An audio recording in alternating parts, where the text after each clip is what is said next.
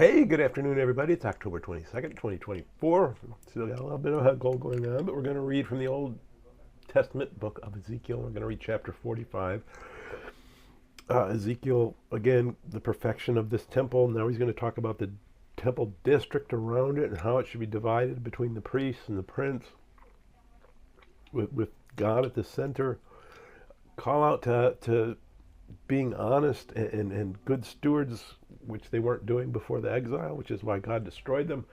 That hey, all of this belongs to God. These aren't just rules to be rules. This is holiness. This is all belongs to God. And if you're told that the prince has to do this, the prince has to do that. If you're told that this is the amount that needs to be sacrificed, that's the amount that needs to be sacrificed. They don't get to change that amount. And the taxes on the people aren't that great. When you actually break it down, it's really reasonable. We also see Passover changing from a feast of remembrance to the feast of atonement that it becomes, which is important to us as Christians because that's when we start needing Jesus to be our atoning sacrifice. So let's go ahead and we're going to read chapter 45. Hopefully my voice holds out long enough. Moreover, when you divide the land by lot into inheritance, you shall set apart a district for the Lord, a holy section of the land. Its length shall be 25,000 cubits, and the width 10,000. It shall be holy throughout its territory all around. Of this there shall be a square plot for the sanctuary, 500 by 500 rods, with 50 cubits around it for an open space. So this is the district you shall measure, 25,000 cubits long and 10,000 wide. In it shall be the sanctuary, the most holy place. It shall be a holy section of the land belonging to the priests, the ministers of the sanctuary who come near to minister to the Lord.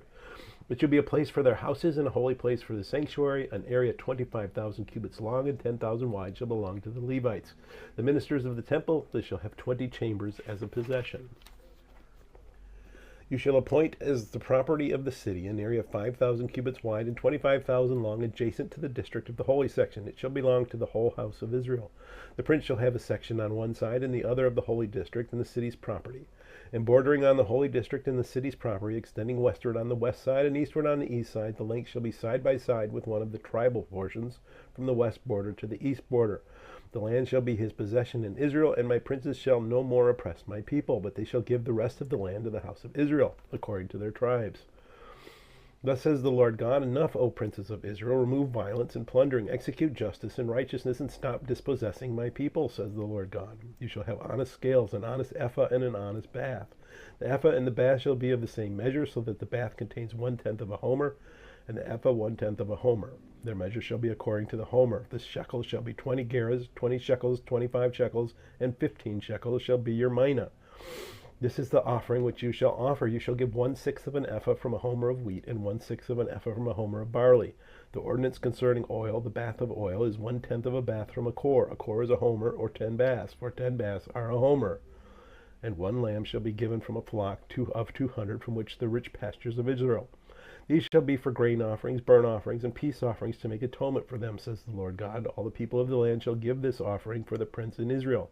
Then it shall be the prince's part to give burnt offerings, grain offerings, and drink offerings at the feasts, the new moons, the Sabbaths, and at all the appointed seasons of the house of Israel. He shall prepare the sin offering, and the grain offering, and the burnt offering, and the peace offering to make atonement for the house of Israel. Thus says the Lord God, in the first month, on the first day of the month, you shall take a young bull without blemish and cleanse the sanctuary. The priest shall take some of the blood of the sin offering and put it on the doorposts of the temple, on the 4 corners of the ledge of the altar. Let's start back at 18 here. Thus says the Lord God, in the first month, on the first day of the month, you shall take a young bull without blemish and cleanse the sanctuary. The priest shall take some of the blood of the sin offering, put it on the doorposts of the temple, on the 4 corners of the ledge of the altar, and on the gateposts of the gate of the inner court. And so shall you do on the 7th day of the month for everyone who has sinned unintentionally or in ignorance. Thus you shall make atonement for the temple. Take a sip of soda here.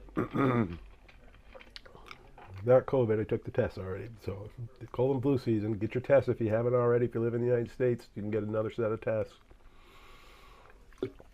from the post office. All right, so let's continue back in 21. In the first month, on the 14th day of the month, you shall observe the Passover, a feast of 7 days. Unleavened bread shall be eaten. And on that day the prince shall prepare for himself and for all the people of the land a bull for a sin offering. On the 7th day of the feast he shall prepare a burnt offering to the Lord, 7 bulls and 7 rams without blemish, daily for 7 days, and a kid of the goats daily for a sin offering. He shall prepare a grain offering of 1 ephah for each bull, and 1 ephah for each ram, together with a hin of oil for each ephah. In the 7th month, on the 15th day of the month, at the feast, he shall do likewise for 7 days, according to the sin offering, the burnt offering, the grain offering, and the oil. May God bless the reading of his word, and may God bless you. Bye.